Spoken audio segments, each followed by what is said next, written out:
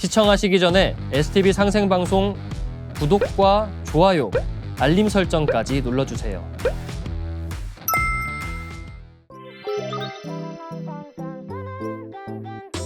How could you deal with such pain every day?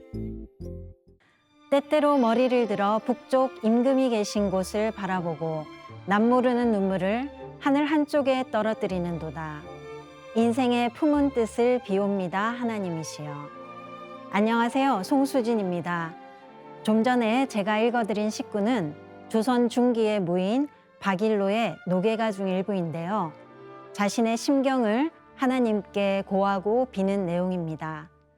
하나님은 모든 인류의 마음속 깊이 자리 잡아 힘들 때는 기원의 대상이 되고 기쁠 때는 찬미의 대상이 되어 왔죠.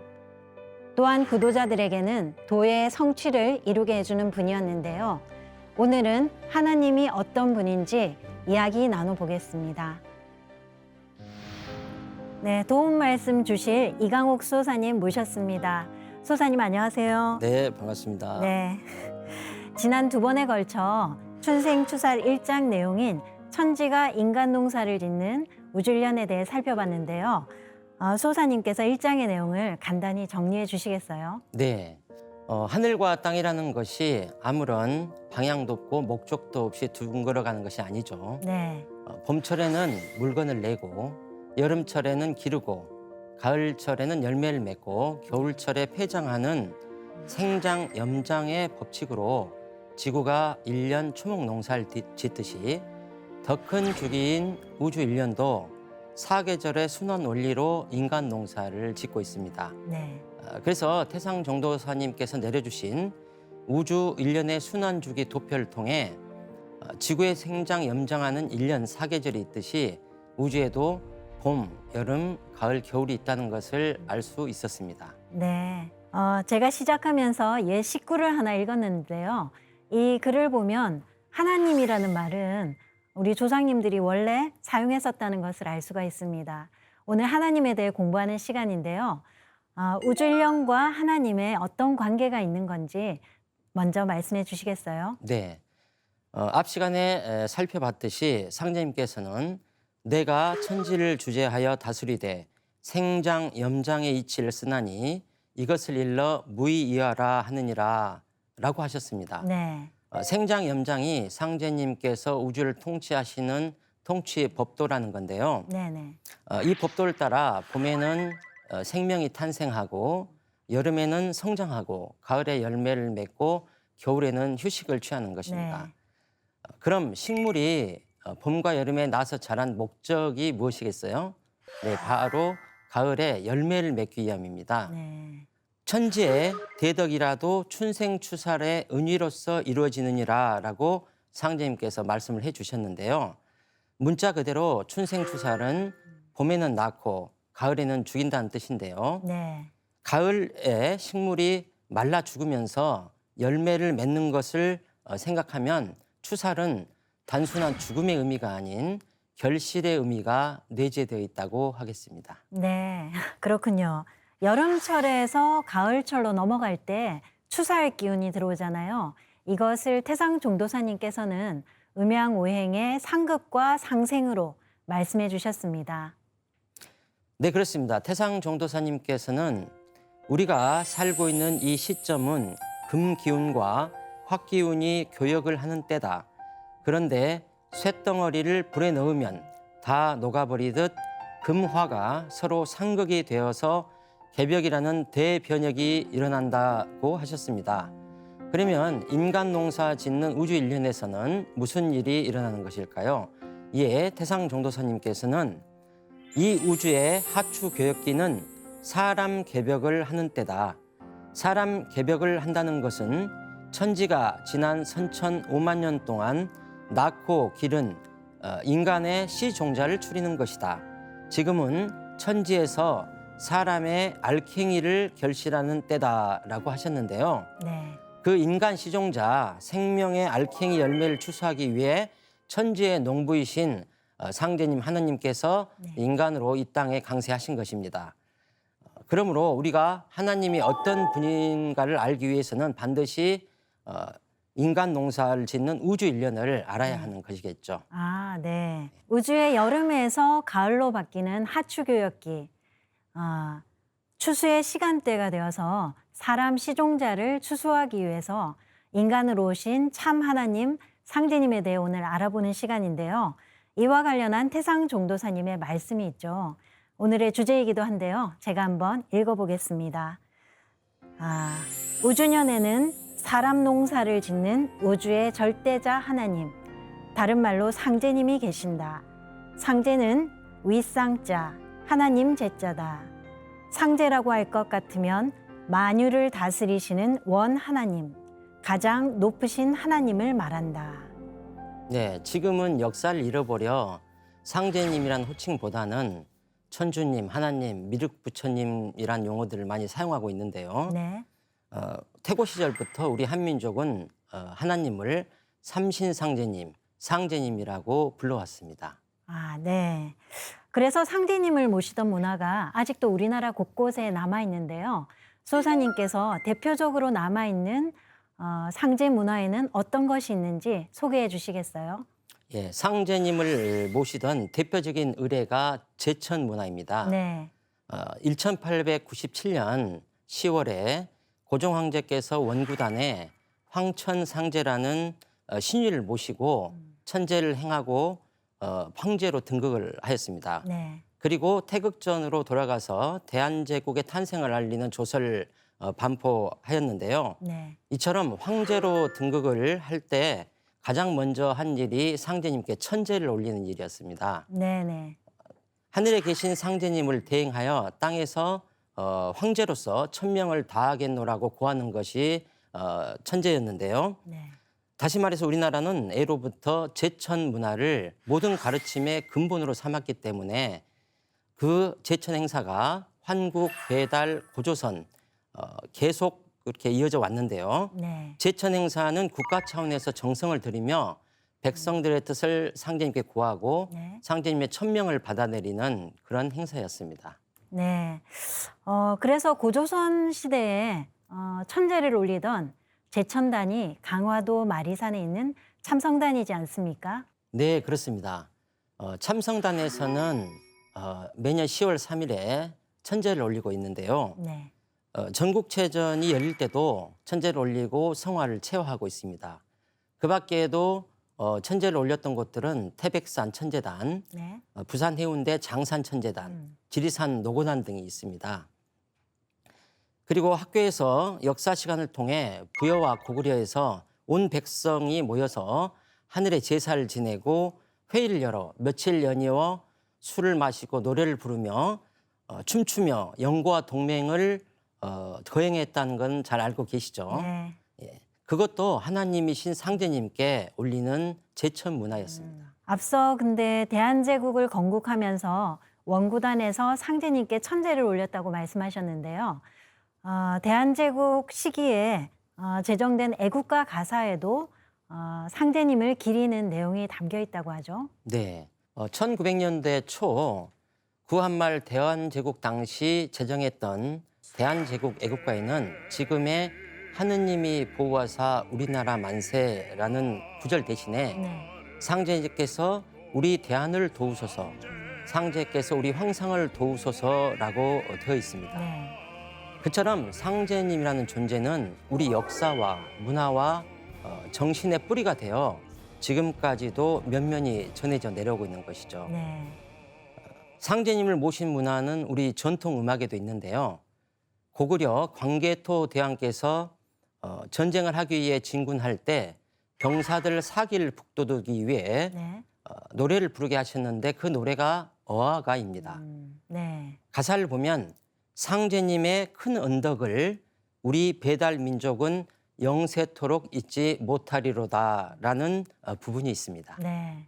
그럼 지금 애국가에 하느님이 보호하사 우리나라 만세라는 구절이 대한제국 시기에는 상제께서 우리 대한을 도우소서라는 구절이었다고 하는데요. 그러면 상제님과 하느님이 같은 분이라는 것을 알 수가 있겠네요. 네, 하느님의 공식 호칭이 상제님이신데요. 네. 앞서 말씀드렸듯이 제천 행사는 국가 차원의 가장 큰 행사로서 백성들의 염원을 상제님께 고하고 상제님으로부터 천명을 받아내리는 대축제였습니다. 한마당 네. 축제요. 하늘 땅을 아버지 어머니로 삼기고 천지의 뜻에 따라서 받들며 살겠다는 것이 바로 천자사상이고 천자사상의 대표적인 것이 천재문화라 하겠습니다. 네. 이렇게 인류는 태고 시대부터 상제님께 천재를 올리면서 그 덕을 칭송해 왔는데요. 앞서 하나님의 공식 호칭이 상제라고 하셨는데요. 어떤 내용인지 설명해 주시면 좋겠습니다. 네, 인류는 태고 시대부터 동일한 한 분의 하나님을 모셔왔는데요. 네. 즉 상제님을 모셔왔는데요.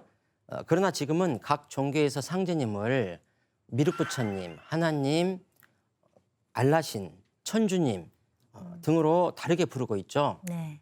이 때문에 동일한 한 분의 하느님을 신앙한다는 사실을 망각한 채 종교 전쟁이 끊임없이 벌어지고 있습니다. 네, 네. 인류의 진정한 평화를 이루기 위해서는 무엇보다 하나님에 대한 올바른 인식과 호칭의 통일이 필요하다 하겠습니다. 네. 하나님의 올바른 호칭에 대해서는 태상 종도사님께서 말씀을 해주셨는데요. 우주에는 사람 농사를 짓는 우주의 절대자 상제님이 계신다. 그러면 상제란 무슨 뜻이냐? 윗상자 임금제자다. 윗상자는 가장 위다. 더 이상 위가 없다.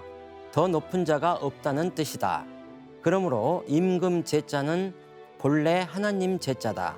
그래서 상제라고 할 것 같으면 만유를 다스리시는 원 하나님, 가장 높으신 하나님을 말한다. 이와 같이 상제님은 인간과 신의 세계, 자연계를 다스리시는 대우주의 통치자, 지존무상하신 하느님이신데요. 상제란 호칭에서는 우주 입법과 함께 3계를 다스리신다는 통치자로서의 하느님의 모습을 볼 수 있습니다. 네. 그리고 상제님께서 천상 테라천의 인간의 모습으로 계신다는 것도 우리가 볼 수 있고요. 더 나아가 수천 년 동안 사용되어 온 호칭으로서 역사성도 있습니다. 다시 말해서 상제는 하나님의 공식 호칭인 것입니다. 네, 그렇군요. 그럼 통치자 하나님이신 상제님과 인간으로 오신 증산 상제님은 어떤 관계인 건가요? 결론부터 말해서 동일한 한 분입니다. 네. 천상의 테라천에 계신 우주의 주제자 하느님을 상제님이라고 호칭하고 네. 상제님께서 우주의 여름과 가을이 바뀌는 환절기에 인간의 몸으로 강세하셨기 때문에 그리고 그분이 존호를 증자 산자를 쓰셨기 때문에 증산 상제님이라고 하는 것입니다. 네.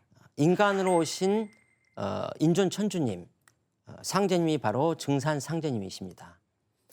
그리고 동학을 여신 최수훈 대성사는 용담유사에서 오와 세상 사람들아 무국지은 닥친 줄을 너희 어찌 알까 보냐. 무국대도 닦아내니 5만 년지 운수로다고 하셨는데요.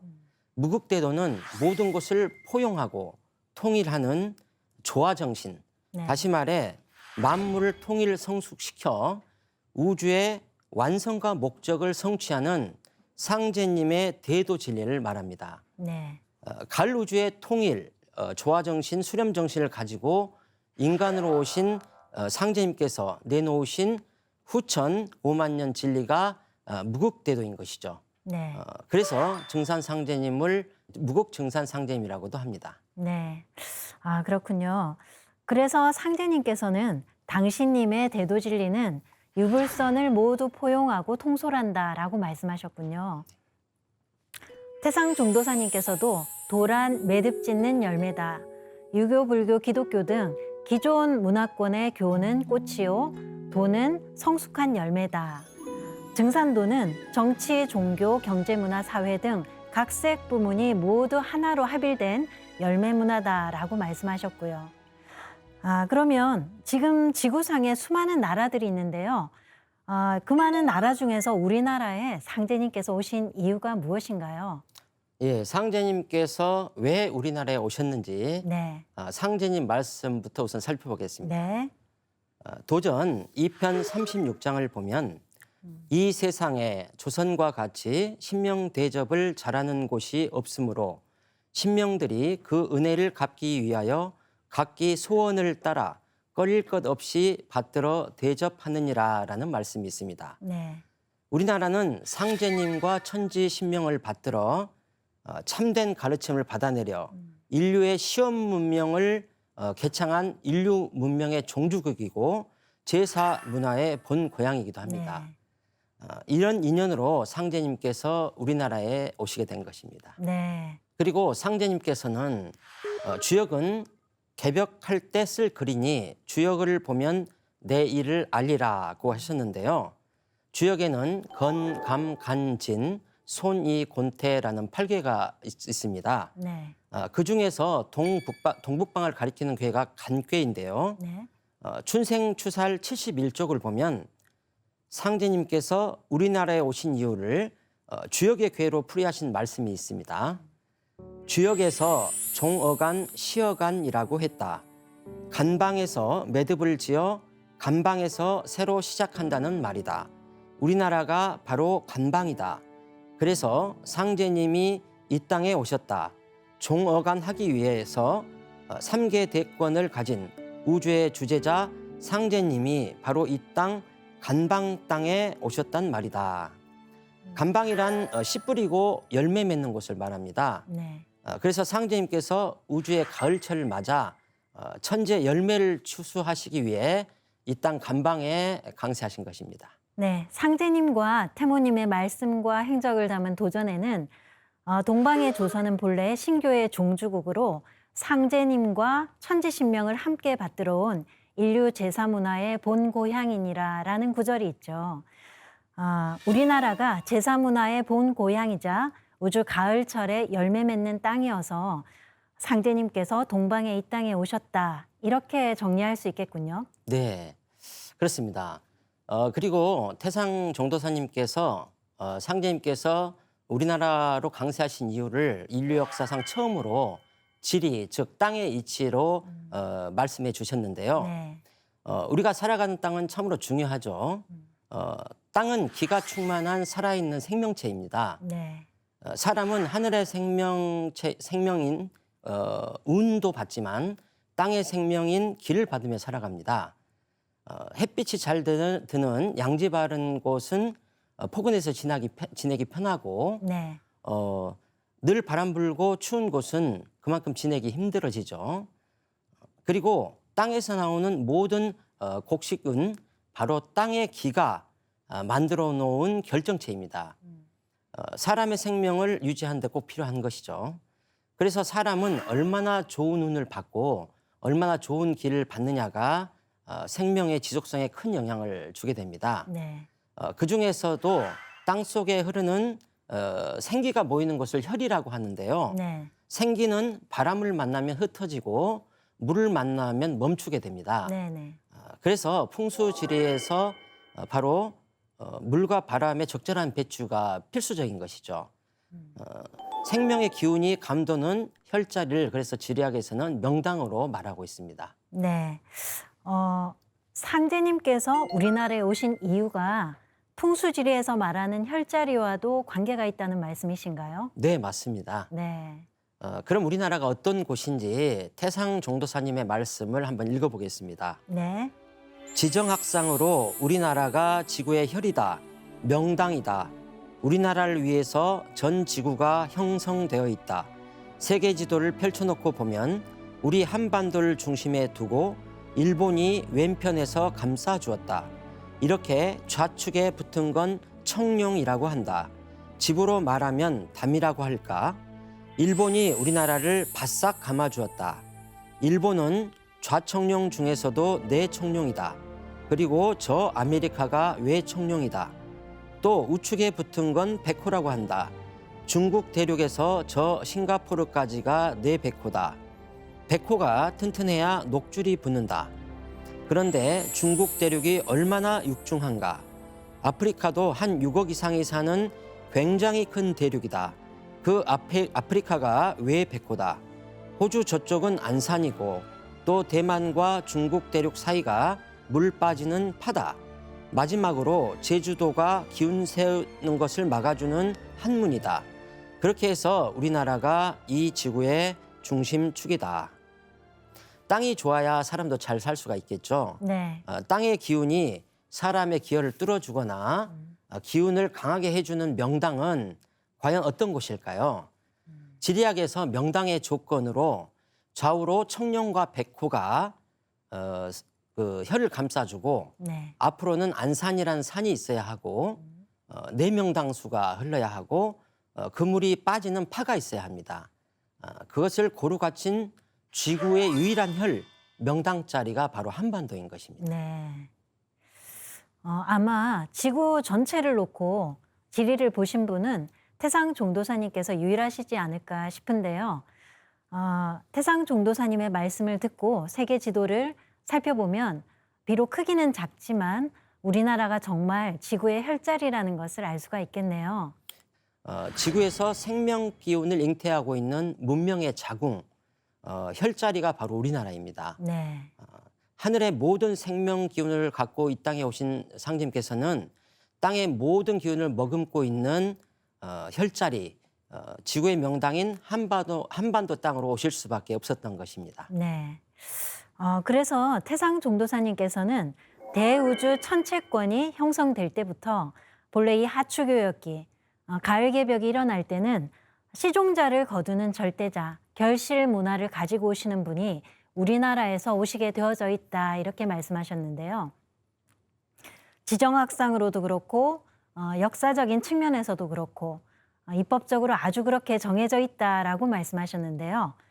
상제님께서 필연적인 인연과 확연한 이치에 따라 인간 세상에 내려오셨다는 것을 알아봤는데요. 그럼 구체적으로 상제님께서 우리나라 어디에 탄광하셨는지 알아볼 차례죠. 소사님, 그 상제님께서 오신 그 역사적인 땅은 어디입니까? 네, 우주의 가을철을 맞아 상제님께서 인류 구원을 위해 네. 천리와 지리에 의거해 동방의 이 땅에 강세하신 것입니다. 정확히는 1871년 네. 음력 9월 19일에 전라도 고부군 우동면 갱망리 시루산 아래에서 탄광하셨습니다. 그래서 그 산 이름을 따서 호를 정자, 산자, 증산이라고 하신 것입니다. 네. 우리나라 산 이름을 보면 시루산이나 시루봉이 꽤 많죠. 상제님이 오실 것을 예비했다고도 볼 수 있는데요. 소사님, 시루의 의미가 무엇인가요? 춘생추살에 그 내용이 나오는데요. 네. 증산이라고 하는 호는 하느님이 이 세상에 오셔서 당신이 직접 지으신 것이다. 시루 증자, 뇌산자, 증산. 상제님의 고향에 가보면 집 뒤에 조그마한 주산이 있는데 그것이 바로 시루산이다. 그렇게 성은 강씨요, 호는 증산이라고 해서 강증산 상제님이라고 부른다.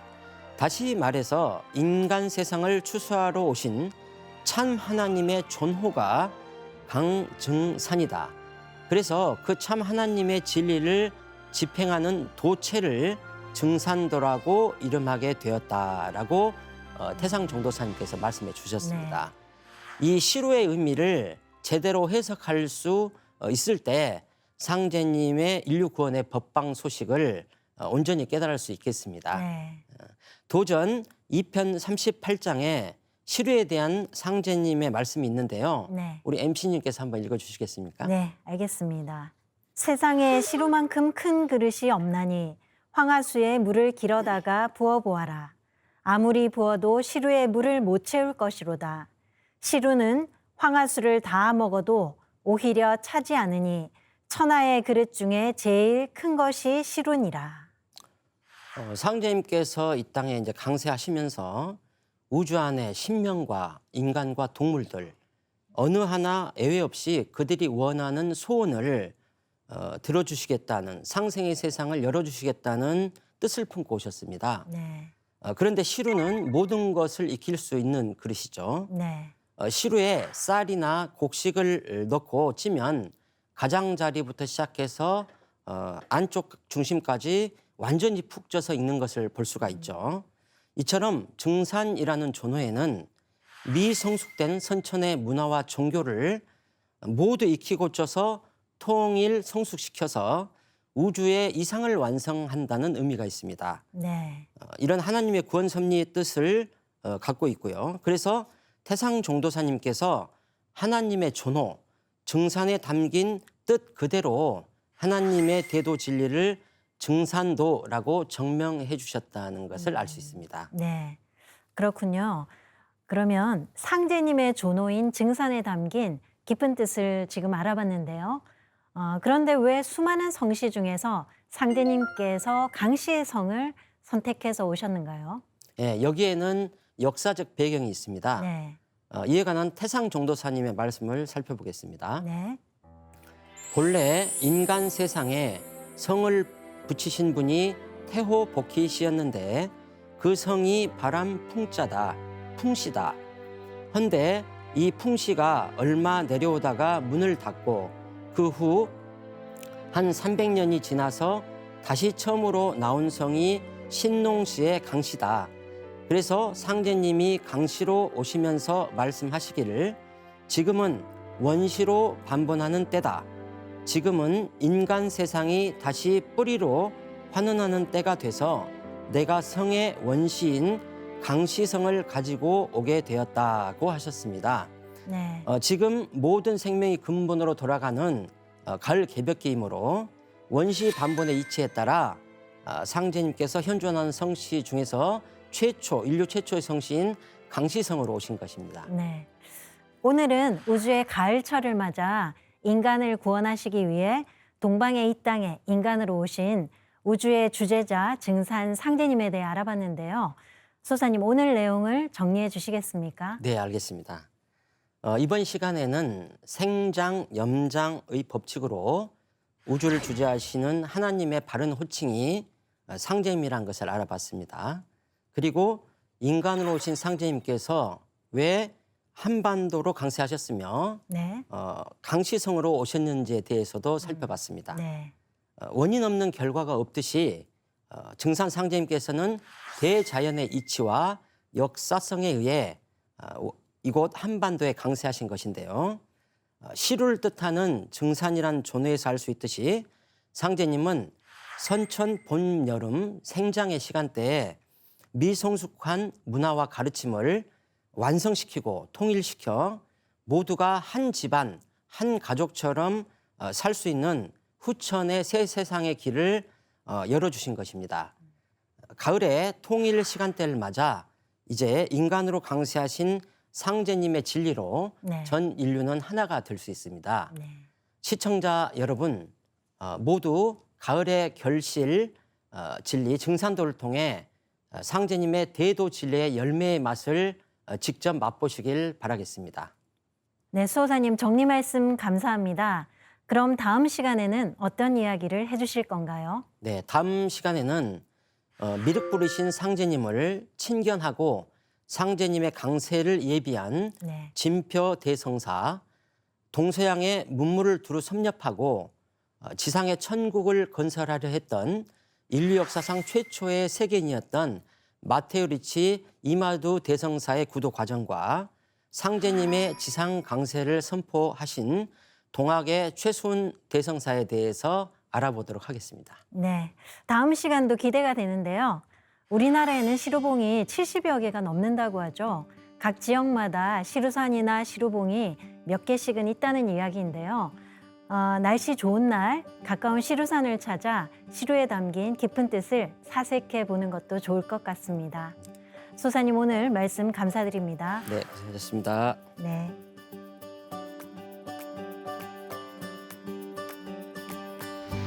인생의 총 결론은 이 지구상에 인간으로 왔다 가신 참 하나님을 만나는 것이다. 이것이 우주가 인간 농사를 지은 총체적인 결론이다. 우주의 가을철이 열리는 하추교역기, 인간 삶의 목적에 대한 태상 종도사님의 말씀인데요. 시청자 여러분 모두 우주의 조아주 하나님이신 증산 상제님을 만나 가을철의 열매가 되시길 바랍니다. 저희 춘생투사할 프로가 유튜브로도 방영됩니다. 시청하시고 구독과 좋아요 잊지 마시고요. 그럼 다음 시간에도 상제님에 관한 즐거운 이야기를 기대하면서 여기서 인사드리겠습니다. 감사합니다.